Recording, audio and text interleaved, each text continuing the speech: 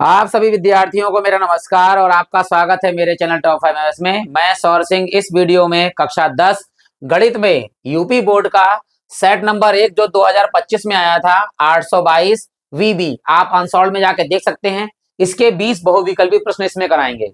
बाकी जो प्रश्न है वो आगे धीरे धीरे करके हम सॉल्व भी करवाएंगे और पहले बहुविकल्पी प्रश्न शुरू कराते हैं। तो इसमें 20 बहुविकल्पी प्रश्न है, वे आपको पता है, दिखा लेते हैं। ये आपके पहला, दूसरा, तीसरा, इसी प्रकार ये हैं आपके यहाँ पर 12 तक, और इसके बाद ये है हमारे 20 तक। तो इन प्रश्नों का इस वीडियो में हम अध्ययन करेंगे। तो शुरू करते हैं पहले सवाल से, जिसमें हम आपको कॉन्सेप्ट के साथ बताते चलेंगे।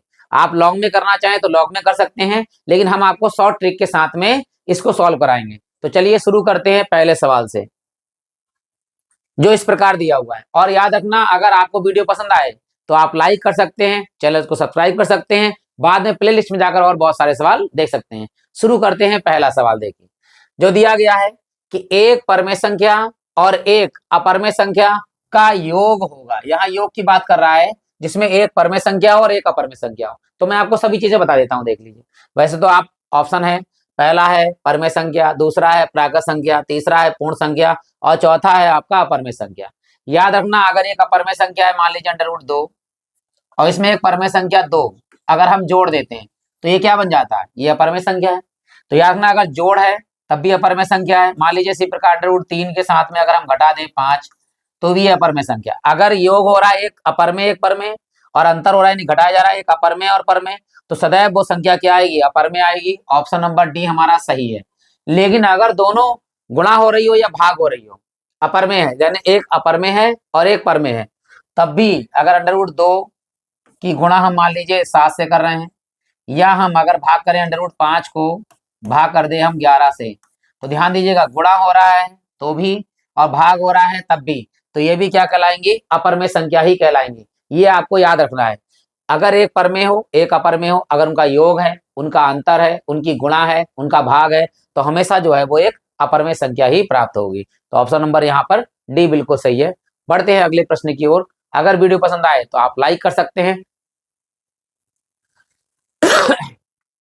अगला प्रश्न है, संख्या 156 का अभाज्य गुणनखंड होगा, इनमें से कौन सा होगा। या तो आप गुणा करके देख लीजिए, या क्या है, आप इसको जो है फैक्टर कर लीजिए सरल तरीके से और आराम से आ जाएगा। पहले 2 से काट लीजिए, 2 सत्ते 14, एक चला गया 16 हो गया, 2 अट्ठे 16, फिर 2 से कट रहा है, 2 से काट लीजिए, 2 तिया 6, एक तो चला गया, 2 नेम 18, फिर 3 से कट रहा है, 3 से काट लीजिए, 3 एकम 3 और 3 तिया 9, फिर 13 13 से ही कटेगा। यहाँ देखिए 2 की घात तो 2 हो गई, और बाकी 3 और 13 देख लेते हैं। 2 की घात 2 यहाँ है, 3 और 11 है, 13 नहीं है, ठीक है। 2 की घात 2 3 13, तो ये हमारा ऑप्शन नंबर कौन सा सही हो गया, बी हो गया। देख लीजिए 2 की घात 2, 2 की घात 2 हो गई, 3 है 3 है, 13 है 13 है, तो ऑप्शन नंबर कौन सा है, बी सही है। और गुणा करके लाएंगे समय लगेगा, आप फैक्टर तुरंत कीजिए, तुरंत चेक कर लीजिए कौन सा आंसर बिल्कुल सही है। बढ़ते हैं तीसरे प्रश्न की ओर, जो इस प्रकार दिया हुआ है। यहाँ कहा है, यदि 3x प्लस के 5y बटे में 3x माइनस के 5y बराबर है 7/3 हो, तो x अनुपात y का मान ज्ञात कीजिए। 25:6 पहला है, b है 5:3, c है 3:5 और d है हमारे पास 7:5, वो 3। तो क्या करते हैं, या तो हम x और y के मान लगा के कर लीजिए सॉल्व, तो आपको चारों बार हल करना पड़ेगा। लेकिन डायरेक्ट अगर हम हल कर देते हैं तो हमारा आंसर आ जाएगा। देखिए कैसे लिखा हुआ तो ऊपर है ही, हम बाद में क्यों करें, कलर चेंज कर लेते हैं ताकि आराम से। और देखिए यहाँ इसकी हम तिरछी गुणा करते हैं। देखिए ये 3 की गुणा 7 से करेंगे, 7 तिया 21 आएगा, 3 की गुणा 3 से करेंगे, 3 तिया 9, 9 कम आ रहा है तो 7 तिया 21, इस 7 की गुणा इससे कर दीजिए। तो यहाँ हमने 7 लिखा और इसकी गुणा करी हमने 3x माइनस के 5y से, और ये 3 की गुणा करी हमने इधर 3 ब्रैकेट में गुणा करते हैं 3x और प्लस के 5y से। चलिए इधर इसकी गुणा कर लेते हैं, यहाँ 7 की गुणा इधर करते हैं, 7 तिया 21x और माइनस के 7 पंजे 35y और बराबर देखिए 3 तिया 9x और प्लस के 3 पंजे 15y। x का मान x की तरफ और y वाला मान y की तरफ। इधर हमारे पास में 21x, इधर है प्लस का 9x, इधर आके काय हो जाएगा माइनस के 9x, बराबर हमारे पास में है 15y, और ये माइनस के इधर जाके काय हो जाएंगे प्लस के 35y थे तो 35y हो जाएंगे। यहाँ पर देखिए 21 में से 9 बाई घटा दीजिए तो कितने आएंगे हमारे पास, 21 में से 9 जाएगा तो बचेंगे यहाँ पर 12x, और यहाँ 15 और 35 जब जोड़ेंगे तो कितने आएंगे 50y। x बटे वाई लाना है तो y गुणे में है बटे में ले जाइए, ये 12 गुणे में है बटे में जाएंगे तो x बटे वाई, और इधर हमारे पास में है 50 और बटे में इधर जाएगा 12, 2 से काट लीजिए, 25 दूनी 50, 2 से ऊपर काटा और 2 छंग 12, तो क्या आया हमारे पास में x बटे वाई बराबर में है 25 बटे 6। अनुपात निकालना है तो x अनुपात y और बराबर ऊपर 25 अनुपात 6। तो देखते हैं कौन सा ऑप्शन हमारा बिल्कुल सही है, 25 अनुपात 6, पहला ही ऑप्शन सही है, 25 अनुपात 6, ऑप्शन नंबर ए सही है। अगर आपको उल्टा आ जाए कहीं y अनुपात x आ जाए तो क्या करना है, हमें उल्टा कर लेंगे, y पहले x बाद में, तो 6 पहले आएगा और 25 बाद में आ जाएगा, 6 अनुपात 25 हो जाएगा। बहुत कॉन्सेप्ट के साथ सवाल कीजिए ताकि आप एग्जाम में बहुत बढ़िया तरीके से और कम समय में बहुविकल्पी हल कर लें। बढ़ते हैं अगले प्रश्न की ओर, जो दिया है इस प्रकार दे, समीकरण दिया है 3x स्क्वायर माइनस के 2x और प्लस के 1/3 बराबर 0 का विविकृत कर होगा। इनमें से पूछ रहा है 0 होगा, 1 होगा, 2 होगा, 3 होगा। तो सबसे पहले हमें तुलना करनी पड़ती है द्विघात समीकरण से, तो यही तुलना कर लेते हैं। द्विघात समीकरण क्या होती है, द्विघात समीकरण ax स्क्वायर प्लस के bx और प्लस c बराबर 0 से तुलना करने पर, इतना करते नहीं है क्योंकि रफ काम है तो डायरेक्ट तुलना कर लेते हैं। देखो a का मान क्या आएगा 3, b का मान कितना आएगा माइनस के 2 और c का मान कितना आएगा 1/3। मैंने इसलिए लिख दिया है तुलना करने पर ताकि जो बच्चे नए हैं जिन्होंने कॉन्सेप्ट थोड़ा बहुत भूल गए हैं, वैसे तो याद होगा, तो उनको आराम से तुलना कर सके। देखो a का मान कितना है 3, b का मान कितना है -2, c का मान कितना है 1/3, और विविकृत कर का सूत्र क्या होता है, वो होता है d बराबर b स्क्वायर माइनस 4ac। आप सभी मान लगा देंगे, देखिए हम यहाँ पर b का मान कितना है, ये b है, ये प्लस ये माइनस, तो माइनस का आएगा 2 का, माइनस के b का मान है -2 का होल स्क्वायर, ये b का मान आ गया, माइनस है तो माइनस, 4 है तो 4, और इस a का मान देखिए, a का मान यहाँ कितना है 3, तो 3 लगा दीजिए ब्रैकेट में, फिर इंटू में यहाँ c का मान लगाना है, ब्रैकेट लगा दीजिए, c का मान है 1/3, तो 1/3 लगा दीजिए। देखिए ऊपर 3 नीचे 3, तो 3 से 3 क्या हो गया कैंसिल, वर्ग कभी ऋणात्मक नहीं होता, माइनस का वर्ग भी प्लस में होता है, तो 2 का वर्ग कितना हो गया माइनस माइनस प्लस, 2 दूनी 4, और यहाँ माइनस में 4 की गुणा 1 से करेंगे तो 4 1 कम 4, जब हम पता है 4 में से 4 जब घटाएंगे तो कितना आएगा 0, तो यहाँ पर हमारा विविकृत का मान कितना आ गया है 0 आ गया है। ऑप्शन नंबर कौन सा है, ए हमारा 0 बिल्कुल सही ऑप्शन है। आशा करता हूँ कि ये सवाल जो है आपको मैंने अभी 4 कराए हैं, चारों क्लियर हो गया हूँ। अब अगर वीडियो पसंद आ गया हो तो आप लाइक कर सकते हैं, बने रहिएगा पूरे चैनल पर ताकि आपको बिल्कुल कॉन्सेप्ट के साथ समझ में आता रहे। बढ़ते हैं अगले प्रश्न की ओर, देखिए वो ये दिया हुआ, देखिए निम्नलिखित सारणी में माध्य होगा।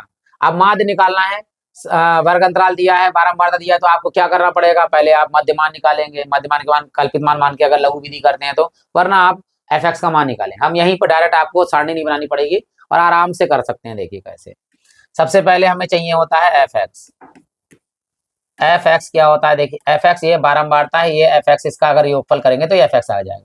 तो सबको ये जोड़ लीजिए, यहाँ पर 2 और 4 कितने हो गए 6, 6 और 7 कितने हो गए 13, 13 और 3 कितने हो गए 16, 16 और 4 कितने हो गए 20, तो यहाँ हमारे पास आ गया ये 20। ठीक, अब हमें क्या चाहिए होता है, हमें चाहिए होता है एफ एक्स चाहिए होता है। एफ एक्स का मतलब होता है इसका मध्यमान की गुणा इससे। अब इसका मध्यमान निकालते, देखिए इन दोनों को जोड़िए, 2 और 4 कितने हो गए 6, ये 6 आया, 6 पे भाग कर दिए 2 से, 2 से भाग करेंगे तो कितना आएगा 3, तो यही लिख दीजिए 3, ये इसका मध्यमान हो गया। इन दोनों जोड़िए, 6 और 4 10, 10 का आधा कितना होता है, 10 का आधा 5, ये 5 आ गया यहाँ पर। ठीक, यहाँ देखिए 8 और 6 14, 14 का आधा कितना होता है 7, यहाँ 10 और 8 18, 18 का आधा कितना होता है 9, यहाँ देखिए 12 और 10 कितने 22, 22 का आधा कितना होता है 11। अब इसकी गुणा कर दिए, देखिए ध्यान से, यहाँ आएगा इन दोनों गुणा होगी, 3 दूनी 6, ये 6 हो गया प्लस।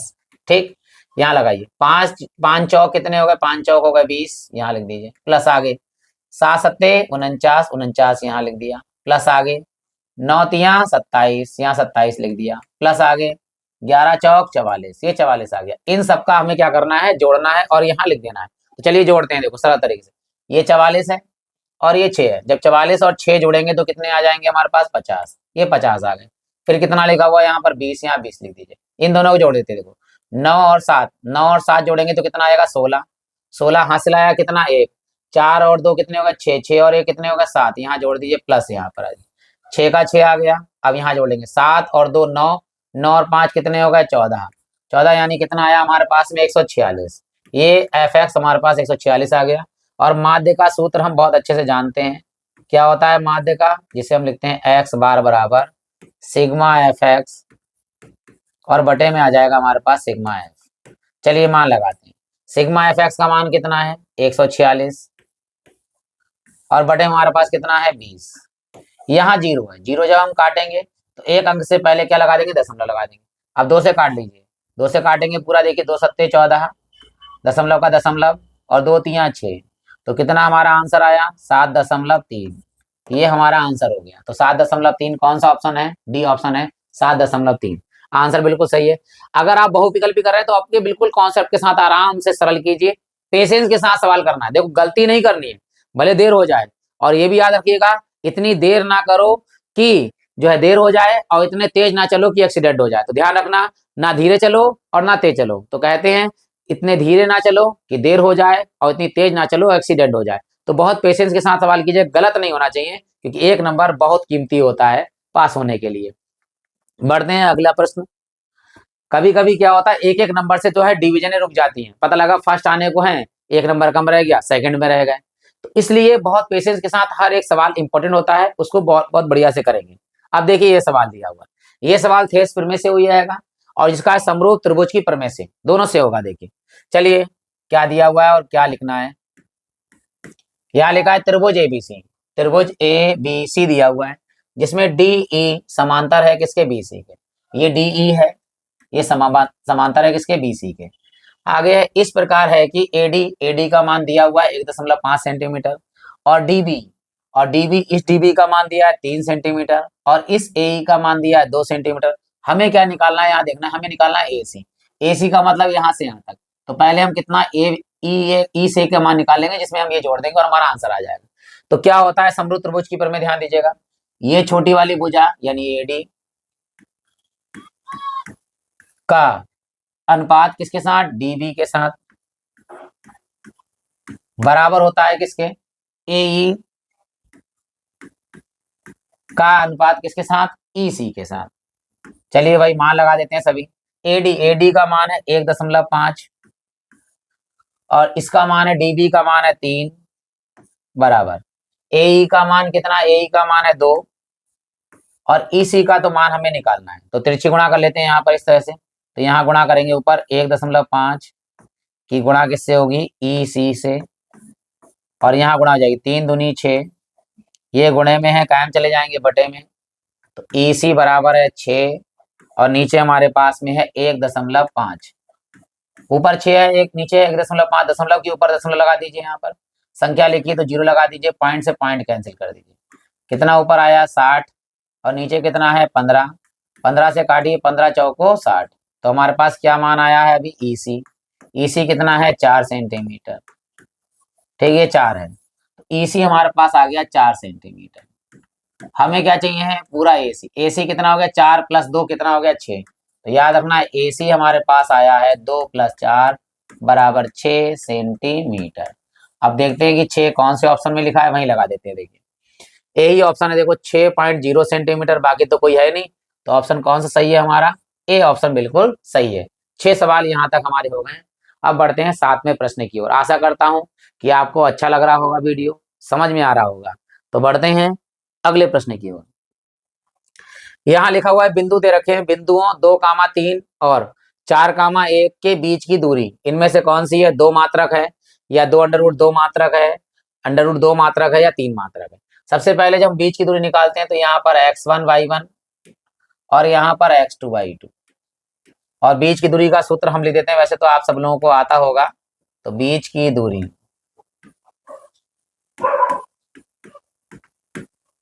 डी √ क्या होता है x2 - x1 का whole square plus y2 - y1 का होल स्क्वायर डी बराबर अंडर रूट क्या है, x2 का मान कितना है 4 और माइनस x1 का मान 2 का वर्ग प्लस y2 का मान 1 माइनस y1 का मान 3 का वर्ग। तो डी बराबर अंडर रूट 4 में से 2 गया तो वो 4 में से 2 गया तो 2 का वर्ग प्लस देखो माइनस के ज्यादा है, माइनस के 3 में से 1 गया तो माइनस के 2 का वर्ग। वर्ग कभी ऋणात्मक होता नहीं है तो 2 का वर्ग 2 दूनी 4 प्लस अंडर रूट 2 का वर्ग 2 दूनी 4 डी। 4 और 4 कितने हो गए 8। 8 को क्या ले सकते हैं 4 दूनी 8। 4 किसका वर्ग होता है 4 वर्ग होता है 2 का, तो 2 बाहर आ जाएगा और ये वाला 2 नहीं वर्ग होगा तो ये अंडर रूट 2 के अंदर रहेगा। या तो मात्रक लगा दीजिए या इकाई लगा दीजिए। हम मात्रक लगाए तो मात्रक ही लगाएंगे। तो हमारे पास आंसर आ गया 2 अंडर रूट 2 मात्रक। तो कौन सा ऑप्शन है, ऑप्शन है हमारा बी सही, 2 अंडर रूट 2 बिल्कुल सही आंसर है हमारा। तो बहुत ही कॉन्सेप्ट के साथ करिएगा ताकि आपको सूत्र बिल्कुल अच्छे से याद करिएगा, क्योंकि सूत्र अगर याद है तो सवाल करने की कोशिश तो कर सकते हो, बाकी तो जोड़ गुणा भाग कैलकुलेशन करनी है वो तो आपको आती होगी अच्छे से, और नहीं आती तो बहुत प्रैक्टिस करिए, धीरे धीरे करके आप सफल जरूर होंगे। देखिए अगला प्रश्न दिया है यहाँ पर, यदि द्विघात समीकरण है के मूल बराबर है, यहाँ साफ साफ लिखा है कि मूल बराबर है तो m का मान क्या होगा। तो सबसे पहले तो तुलना कर लेंगे हम क्या कि ax square plus B X plus C बराबर 0 से तुलना करेंगे। c का मान m, b का मान -12 है और a का मान कितना है 3। और याद रखना जब मूल बराबर होते हैं, वैसे सूत्र आपको पता ही होगा फिर भी लिख देते हैं, जब मूल बराबर है तो जो सूत्र लगता है वो ये है कि बी स्क्वायर -4ac और बराबर में 0। या क्या लगा सकते हैं, माइनस का उधर चला जाएगा तो काय का हो जाएगा प्लस का, बी स्क्वायर बराबर 4ac। तो दोनों में से कोई भी सूत्र लगाएंगे आंसर एक ही आएगा। चलिए मान लगाते हैं। बी का मान कितना है -12, तो बी का मान है -12 का वर्ग बराबर ये है 4 गुणे में ए का मान लगाते हैं। देखिए क्या है ए का मान, ए का मान 3 है गुणे में सी का मान देखना है, सी का मान कितना है m, जो हमें ज्ञात करना है। वर्ग है, वर्ग कभी ऋणात्मक नहीं होता, तो 12 का वर्ग कितना होगा, 2 बार लिख देंगे चाहे माइनस माइनस प्लस हो जाएगा, तो 12 12 हो जाता है 144 बराबर 4 तिया कितना 12 गुणे में कितना है m, ये m गुणे में है बटे में आएगा तो ऐसे ही काट दिए, 12 से जब काटेंगे तो 12 12 144, तो 12 बराबर m या m बराबर 12 एक ही बात है। तो यहाँ पर आंसर आएगा m का मान कितना 12, तो ऑप्शन 4 6 और ये ऐसी वाला ऑप्शन 12 बिल्कुल सही आंसर है। ये हमारे सवाल हो गए 8। अब बढ़ते हैं 9वें सवाल की ओर। देखिए यहाँ पर देखो पहली संख्या दे रखी है 15 और दूसरी संख्या दे रखी है 25 का एचसीएफ दे रखा है हमारे लिए। देखिए एचसीएफ दे रखा है 5 है तो उसका एलसीएम होगा 150 75 125 या 100। हमें एलसीएम का सूत्र हम जानते हैं डायरेक्ट क्या होता है, एलसीएम बराबर होता है पहली संख्या यानी 15 गुणे दूसरी संख्या यानी 25 और बटे में मासापा, मासापा कितना दिया हुआ है 5। याद रखना एलसीएम बराबर होता है पहली संख्या गुणे दूसरी संख्या बटे में मासा। अगर मासा निकालना है तो लासा काय में चला जाएगा बटे में, तो यहाँ 5 से काट देंगे। देखिए 5 तिया 15, 25 गुणा करेंगे 5 3 से तो 25 तिया कितना हो जाता है 75। तो एलसीएम हमारा कितना आ गया है 75। तो ऑप्शन नंबर कौन सही है, यहाँ पर बी वाला ऑप्शन सही है 75। हाथ के हाथ करते जाइएगा, ये या रिकॉल करते जाइए, याद करते जाइएगा और फटाफट फटाफट दिमाग में जो है कैलकुलेशन करेंगे आप तो जल्दी से जल्दी सॉल्व हो जाएगा, क्योंकि जितनी ज्यादा कैलकुलेशन आप दिमाग के अंदर करेंगे तो उतना ही ज्यादा जो है आंसर आपका जल्दी से आएगा। तो चलिए बढ़ते हैं अगले प्रश्न की ओर, जो इस प्रकार दिया गया है। एपी दिया गया है 3 1 -1 -3 के लिए सारवांतर डी का मान पूछ रहा है आपके लिए, ठीक। -2 1 2 या 5। तो पहला जो पद होता है उसे लिखते हैं हम A1, दूसरा पद होता है इसे लिखते हैं A2, तीसरा पद होता है इसे लिखते हैं A3 और चौथा पद होता है इसे लिखते हैं A4। और हम जानते हैं सारवांतर का सूत्र क्या होता है, सारवांतर D बराबर होता है A2 - A1, ठीक। चलिए मान लगा लेते हैं। A2 का मान क्या है हमारे पास, A2 का जो मान दिख रहा है वो कितना है, यहाँ पर 1 निशान का का है माइनस। A1 का मान देखिए, A1 का मान कितना है 3, ज्यादा कौन है, ज्यादा कौन है माइनस के, तो निशान माइनस का आएगा। अब 3 में से 1 घटे, ज्यादा वाले में से कम बढ़ता है तो निशान ज्यादा वाला लगता है, और 3 में से 1 जाएगा तो कितना बचेगा 2। तो हमारा आंसर है कितना, -2 सार्वंतर आया, वो ऑप्शन नंबर ए ही है हमारा, -2। अब 10 प्रश्न हो गए हमारे और 10 ही और बचे हैं, तो पेशेंस रखिएगा, ऐसा नहीं कि स्किप करके चले जाइएगा। अगर वीडियो अच्छा लग रहा है और आपको प्रश्न नहीं आते हैं, नहीं कराया आंसर वाला, तो आप कर सकते हैं। अगर आपने कर रखा है तो आप जो है स्किप करके दूसरा वीडियो देख सकते हैं कहीं जाके। और अगर कोई कमी दिखी हो आपको तो कमेंट बॉक्स में उस कमी को जरूर लिखिएगा, ताकि मैं उसे जो है अगले वीडियो में सुधार कर सकूं। बढ़ते हैं 11वें प्रश्न की ओर, जो इस प्रकार दिया है। देखिए यहाँ पर कह रहा है निम्नलिखित सारणी का माध्यक वर्ग, माध्यक नहीं निकालना है, माध्यक वर्ग निकालना है। वर्ग क्या होता है, जब n/2 निकालते हैं तो जो संख्या n/2 में आती है तो उससे जो अधिक वाली वैल्यू आती है वही हमारा माध्यक वर्ग होता है। इसमें क्या होता है, ये वर्ग अंतराल दिया है, वर्ग बारंबारता दे रखी, एक हमें और सारणी बनानी पड़ती है, वो है संचयी बारंबारता। क्या बनानी पड़ती है, संचयी बारंबारता। चलिए यहीं पे संचयी बारंबारता हम बना देते हैं। ठीक, संचयी बारंबारता को लिखते हैं हम CF से। ठीक, क्या होता है, ये 2 पहला वाला तो यही लिखते हैं, और इस 2 को साथ में जोड़ेंगे, 2 और 7 कितने हो जाएंगे, यहाँ पे 9, ये 9 अगले वाले में जुड़ेंगे, 9 और 3 कितने हो जाते हैं, यहाँ 12, 12 अगले वाले में जुड़ेंगे, 12 और 10 कितने हो जाते हैं हमारे पास में 22। ठीक है, 22 हो गया, और 22 में 4 जुड़ेंगे तो कितने हो जाएंगे 26। एक बार और लिख लेते हैं, देखिए 2 और 7 9, 9 और 3 सॉरी 9 और 3, हाँ सही है, 9 और 3 12, 12 और 10 कितने हो गए 22, 22 और 4 कितने हो गए 26। तो ये कितने आ गए हमारे पास में 26 आ गए। तो योगफल जो है हमारे पास n जो आया है वो है 26, जोड़ के, चाहे एक बार और जोड़ लीजिए ताकि क्लियर हो जाए। 4 और 10 14, 14 और 3 17, 17 और 7 कितने हो गए 24, 24 और 2 कितने हो 26। हमें निकालना है n/2, n/2, n/2 का मतलब 26/2, और 26/2 का मतलब 13। अब 13 से, यहाँ पर 13 से बड़ी संख्या देखनी है, ध्यान दीजिएगा, संचयी बारंबारता में बड़ी संख्या कौन सी है। अब संचयी बारंबारता ये है, इसमें बड़ी संख्या यानी 13 से बड़ी संख्या 12 तो है नहीं, कौन सी है 13 से बड़ी संख्या 22। अब 22 वाला ही वर्ग अंतराल देखते हैं, तो 22 वाला जो वर्ग अंतराल दिख रहा है वो कौन सा दिख रहा है, 15 से 20। तो माध्यक वर्ग यही आएगा, यही क्या पूछा है माध्यक वर्ग, तो माध्यक वर्ग कौन सा आएगा 15 से 20। ऑप्शन नंबर देखो इसी के नीचे लिखा हुआ है डी, 15 से 20, बिल्कुल सही है। अगर कोई चीज नहीं समझ में आई हो तो आप कमेंट बॉक्स में से कमेंट में लिखेंगे, ताकि मैं उसे सुधार कर सकूं, और आपको भी मेंशन कर दूंगा कि कौन सी चीज कहां पर क्या चीज है। चलिए शुरू करते हैं, अगला वाला प्रश्न देखिए, जो यहाँ दिया हुआ है कि tan a = 1, तो कह रहा है 2 sin a cos a का मान क्या होगा। दो तरीके से निकाल सकते हैं, सबसे पहले तो आप इसे पाइथागोरस से निकालेंगे, 1/1 करके लंब बटे आधार tan का मान लगा के फिर वो करेंगे, तो उससे लंबा सवाल निकलेगा। लेकिन हम आपको सूत्र बताएंगे, उससे जो है सरल तरीके से सवाल निकल जाएगा। चलिए देखिए, वैसे आपको आता होगा तो बहुत अच्छी बात है। यहाँ दिया है हमारे लिए tan a बराबर दिया है 1। अब ये एक मान दिया, एक मान tan में किसका होता है, एक मान tan में होता है 45 डिग्री का। ठीक, तो यहाँ आ जाएगा tan a बराबर, इस एक की जगह पर हम लिख सकते हैं tan 45। जब हमने tan 45 लिखा तो ये बताइए तुलना करेंगे, कोण a का मान कितना दिख रहा है हमारे लिए 45, a बराबर हमारे पास कितना आ गया 45, ये आ गया। हमें जो मान निकालना है वो ये है, क्या है 2 sin a into cos A. हम सूत्र जानते हैं इसका, देखिए 2 sin a into cos A, ये फार्मूला होता है हमारे पास में sin 2a, sin 2a।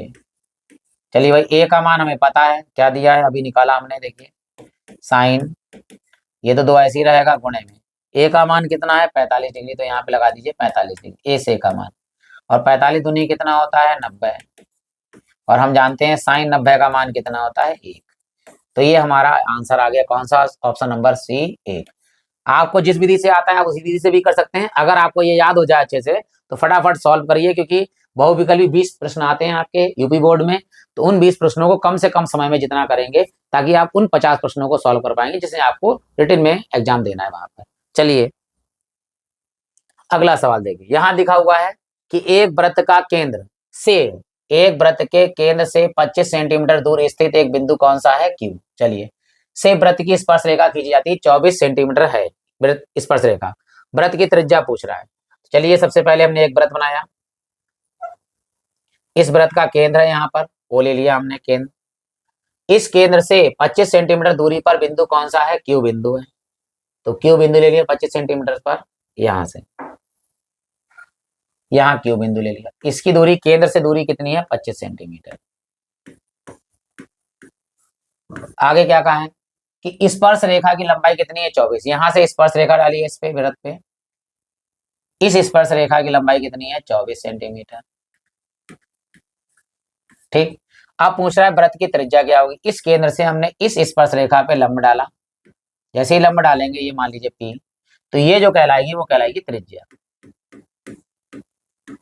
ये त्रिज्या है हमारी आर, ये मान लिया हमने। ठीक, अब देखिए, अब ये लंब होता है, याद रखना कि स्पर्श रेखा पे त्रिज्या हमेशा लंब होती है, और लंब 90 के सामने वाली भुजा जो कहलाती है वो क्या कहलाती है हम सब जानते हैं, वो कहलाती है कर्ण। ये कर्ण हो गया, ये कर्ण कितना आ गया 25। अब याद रखना इसको लंब ले लो चाहे इसको लंब ले लो, एक को लंब एक को आधार ले लेते हैं, तो हम ले लेते हैं इसको लंब। ये त्रिज्या ले लिया हमने लंब, और ये क्या है हमारे पास में, इसे ले लिया हमने आधार। पाइथागोरस प्रमेय से लंब का सूत्र लगाने की त्रिज्या निकालनी है हमारे। सूत्र क्या होता है देखिए, हम सब जानते हैं, लंब का स्क्वायर बराबर कर्ण का स्क्वायर और माइनस आधार का स्क्वायर, ये सूत्र होता है।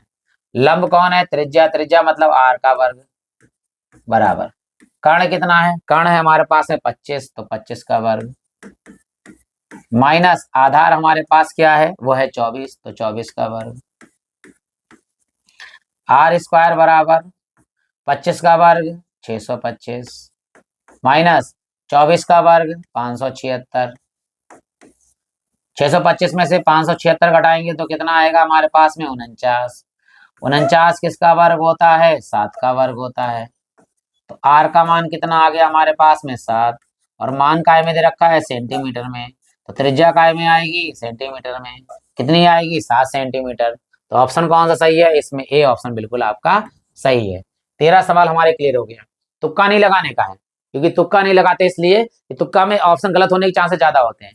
तो याद रखिएगा, या तो आपको सही ऑप्शन पता हो तो तुरंत आप लगा देंगे, अगर आपको सही नहीं पता है तो सोचिए कि कौन से ऑप्शन गलत हो सकते हैं। जो गलत हो सकते हैं उन्हें काटते जाइए, अब फिर ऑप्शन ऑप्शन बचेंगे आपके पास दो में से आप लगा सकते हैं कि कौन सा सही है। बहुत दिमाग से ध्यान पूर्वक लगाएंगे तो आपका वो ऑप्शन सही हो सकता है। चलिए बढ़ते हैं अगले प्रश्न की ओर, जो इस प्रकार दिया गया है। कह रहा है एक मीनार की ऊंचाई, चलिए मीनार बनाते हैं। ये ऊंचाई दूरी से है प्लीज प्रश्न। हमने एक मीनार बनाई जिसकी ऊंचाई है कितनी 20 मीटर, तो यहाँ पे 20 मीटर हो गया ऊंचाई। आगे जमीन पर बनने वाली इसकी छाया की लंबाई कितनी है 20√3। छाया कहाँ बनेगी, जमीन पर, इस तरह छाया बनेगी इसकी, जो दे रखी है 20√3 मीटर। ठीक, आगे क्या कह रहा है, उन्नयन कोण का मान ज्ञात कीजिए। उन्नयन कोण कहाँ होता है, जब नीचे से इसके शिखर को देखेंगे तो ये वाला जो कोण होता है वो उन्नयन कोण होता है। ये क्या हो गया थीटा, और मीनार बिल्कुल सीधी होती है तो ये 90 डिग्री कोण हो गया। 90 डिग्री के सामने वाली भुजा क्या कहलाती है, कर्ण कहलाती है। कर्ण से हमें मतलब है नहीं, कोई दिया नहीं है। सीधी रेखा है तो ये क्या कहलाएगा हमारा लंब, और ये भी अपना थीटा के सामने वाली भुजा जो है वो लंब कहलाती है। थीटा के साथ वाली भुजा कहलाती है आधार। हमें किसका, लंब और आधार का फार्मूला क्या होता है, tan। तो हम सूत्र जानते हैं क्या, tan थीटा बराबर होता है लंब बटे आधार, लंब बटे आधार।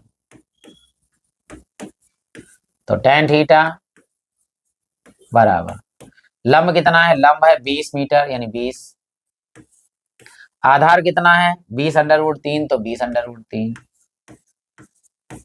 20 से 20 क्या हो गया कैंसिल, ऊपर कितना बचा 1, नीचे कितना बचा √3।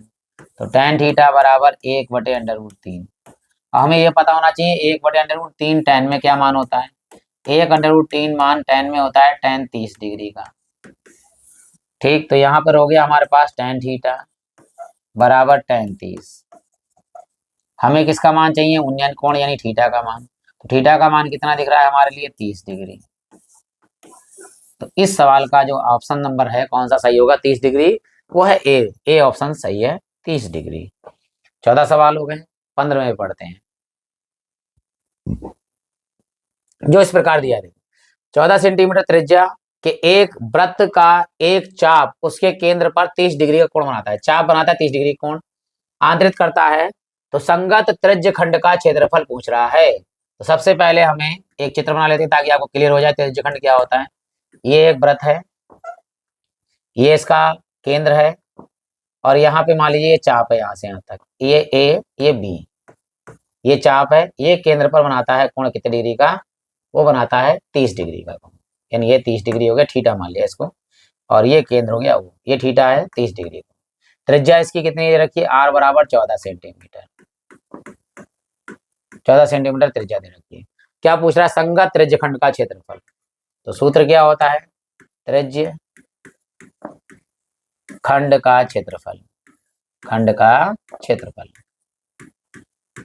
बराबर थीटा बटे 360 गुणे में पाई आर स्क्वायर, ये त्रिज्यखंड का क्षेत्रफल होता है। चलिए मान लगाते हैं, थीटा का मान कितना है 30 डिग्री बटे में 360 डिग्री गुणे में पाई का मान होता है 22/7 गुणे में आर का मान कितना है दिया है 14 और इसका वर्ग। चलिए यहाँ काटते हैं, 0 से 0 कैंसिल हो गया, 3 से काट दिए 3 एकम 3, यहाँ काटेंगे 3 एकम 3, 3 दूनी 6, अब 2 से यहाँ भी कट रहा है तो काटेंगे 2 एकम 2, 2 एकम 2, यहाँ से 2 छंग 12, ऊपर कितने देखिए 11 एकम 11, नीचे हमारे पास में 6 और गुणे में है 7, यहाँ 14 का वर्ग है, इसको 2 बार लिख दीजिए, 14 गुणे 14 घात 2 है तो 2 बार लिख दिया, यहाँ 7 से काट लीजिए 7 दूनी 14, 2 से काट लेंगे 2 3 6, ऊपर 14 की गुणा कर लेते हैं 11 से, देखते हैं तो यहाँ गुणा 14 एकम 14 हासिल आया 1, 14 एकम 14 और ये कितने हो गए 15, और बटे में कितना है हमारे पास 3। क्षेत्रफल हमेशा वर्ग सेंटीमीटर में होता है, सेंटीमीटर स्क्वायर में, तो यहाँ लगा देंगे सेंटीमीटर स्क्वायर में। अब देखते हैं 154/3 सेंटीमीटर स्क्वायर कहाँ दिया है, वो ऑप्शन नंबर दिया है सी, 154/3 सेंटीमीटर स्क्वायर, इस सवाल का आंसर हो गया है। अब बढ़ते हैं, यानी 15 सवाल हमारे क्लियर हो गए, 5 रह गए, 5 में ही बढ़ते हैं। आशा करता हूं कि आपको क्लियर हो गया होगा ये सवाल यहाँ तक। अगर आप यहाँ तक बने हुए हैं मेरे साथ तो आप अब लाइक कर सकते हैं, अगर लाइक नहीं किया है और कर दिया है तो तहे दिल से आपका धन्यवाद है और बेस्ट ऑफ लक है, एग्जाम की दृष्टि से आपका एग्जाम बढ़िया तरीके से हो। बढ़ते हैं अगले प्रश्न यानी 16वें प्रश्न की ओर, जो इस प्रकार दिया जाएगा। कह रहा है जोकर टोपी का आकार होता है। अब जोकर की टोपी आपको पता है इस तरह की बनी होती है, जो हैप्पी बर्थडे में बनाते हैं, जन्मदिन की टोपी भी होती है। तो ये किसके आकार की नजर आती है हमें, बेलनाकार नहीं है, त्रिभुजाकार नहीं, कौन है, शंक्वाकार है। तो ऑप्शन नंबर बी हमारा सही है, शंक्वाकार आकार की जोकर की टोपी होती है। अब बढ़ते हैं अगले प्रश्न की ओर।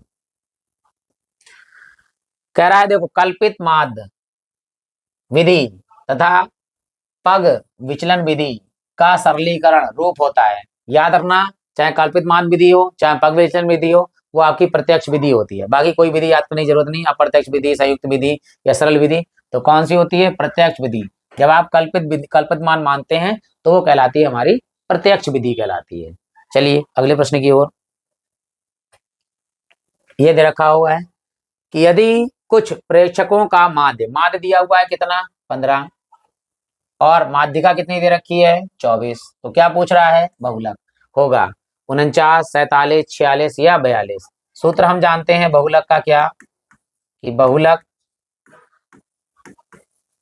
बराबर होता है 3 माध्यिका यानी 3 गुणे माध्यिका और माइनस में 2 माध्य, 2 माध्य। चलिए लगाते हैं मान, 3 गुणे माध्यिका कितनी दे रखी है 24 माइनस 2 गुणे माध्य कितना दिया हुआ है 15, तो 24 यहाँ कितने होते हैं 72 और यहाँ 15 दूनी कितने होते हैं 30। चलिए घटाते हैं, देखो 2 में से 0 गया तो 2 और 7 में से 3 गया तो 4, कितना आंसर आया हमारे पास में 42। 42 ऑप्शन कौन सा है, डी वाला ऑप्शन, यहाँ पर ऑप्शन सही है डी वाला। सूत्र याद रखना, कभी कभी केवल सूत्र पूछ लिया जाता है कि बहुलक ये सूत्र क्या होता है, इसमें अगर मान लीजिए इधर ले आएंगे तो ये भी हो सकता है 3 माध्यिका बराबर बहुलक प्लस में 2 माध्य, तो किसी तरह से बस एक सूत्र मालूम हो तो आप आगे पीछे करके बना सकते हैं। अगले बढ़ते हैं अगले प्रश्न की ओर, जो हमारे पास दिया है 19वां प्रश्न, इसके बाद में है 20वां प्रश्न। चलिए यहाँ ये प्रायिकता का सवाल दिया हुआ है, कह रहा है जब एक पासे को एक बार फेंका जाता है तो सम संख्या प्राप्त होने की प्रायिकता। सबसे पहले पासा, पासे पे कितने अंक होते हैं, पासे पे होते हैं 6 अंक, कौन कौन से 1 2 3 4 5 6, यानी इन 6 में से कोई भी अंक आ सकता है। तो संभावनाएं कितनी है हमारे पास में? संभावना है एस ई बराबर 6। 6 संभावनाएं हमारे पास है आने की, ठीक है। यानी कुल संभावना कितनी है? 6। और सम संख्या कितनी होती है? सम संख्या हमारे पास इस पासे में देखनी है, 2 4 6। तो सम संख्या कितनी है? 3 है हमारे पास में। तो एस पी यानी संभावनाएं आने की संभावना कितनी है? 3। हमें चाहिए प्रायिकता। तो प्रायिकता क्या होगी इसकी? प्रायिकता पीई सूत्र होता है, ध्यान दीजिएगा, कम वाला मान ऊपर होता है एस पी और ज्यादा वाला मान हमेशा नीचे होता है। यानी ये कुल संभावनाएं होती हैं, ऊपर होती है अनुकूल संभावनाएं, अनुकूल संभावनाएं बटे कुल संभावनाएं सूत्र होता है हमारे पास में, ठीक है। तो यहाँ मान लगा देते हैं। हाँ एक मिनट, इसे एसपी बोलते हैं, इसे ऐसी बोलते हैं। ये थोड़ा सा गलती हो गई, इसके लिए क्षमा प्रार्थी है।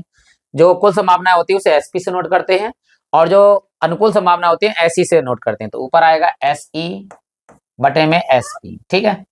तो मान लगा दें, कम वाला मान ऊपर लगाएंगे 3 और ज्यादा वाला मान नीचे लगाएंगे 6। तो आ जाएगा 3 एकम 3 और 3 दूनी 6। तो प्रायिकता हमारे पास कितनी आ गई है? 1/2। ये हमारा आंसर हो गया। तो ऑप्शन कौन सही है हमारे पास में? बी ऑप्शन सही है। वो थोड़ा सा कंफ्यूजन हो गया था, इसके लिए क्षमा प्रार्थी हैं कि इसको सुधारेंगे ताकि गलतियां कम से कम हो या ना ही हो। बढ़ते हैं अगले प्रश्न की ओर। देखिए, ये भी हमारा जो है प्रायिकता से है। अच्छी प्रकार से फेंटी हुई ताश में कितने पत्ते हैं? 52 पत्ते हैं। 52 पत्ते का मतलब कुल पत्ते हो गए हमारे पास एसपी, जो हो गए हैं 52 पत्ते, ठीक।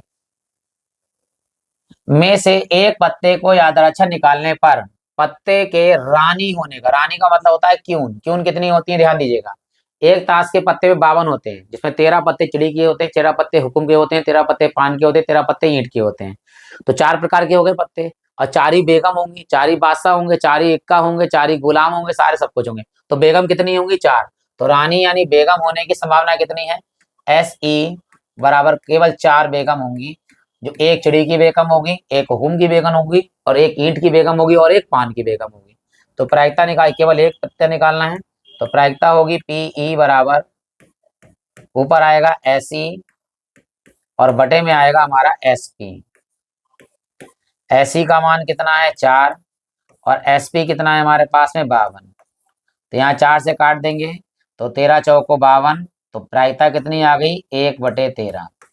तो कौन सा आंसर है इसमें? 1/13। बी ऑप्शन सही है, 1/13। आशा करता हूं कि आपको ये बहुविकल्पी प्रश्न अच्छे लगे होंगे, पसंद आए होंगे। तो आप लाइक कर सकते हैं, चैनल को सब्सक्राइब कर सकते हैं, बाद में प्लेलिस्ट में जाकर आप बहुत सारे सवाल देख सकते हैं। ऐसी लगातार वीडियो प्राप्त करने के लिए आप बेल आइकन दबाएंगे तो एग्जाम तक बहुत सारे सवाल और बहुत सारे लेक्चर जो है आपको प्राप्त होते जाएंगे। और आप सभी लोगों को एग्जाम को दृष्टि से देखते हुए बेस्ट ऑफ लक, और इसी के साथ आप सभी लोगों का हृदय से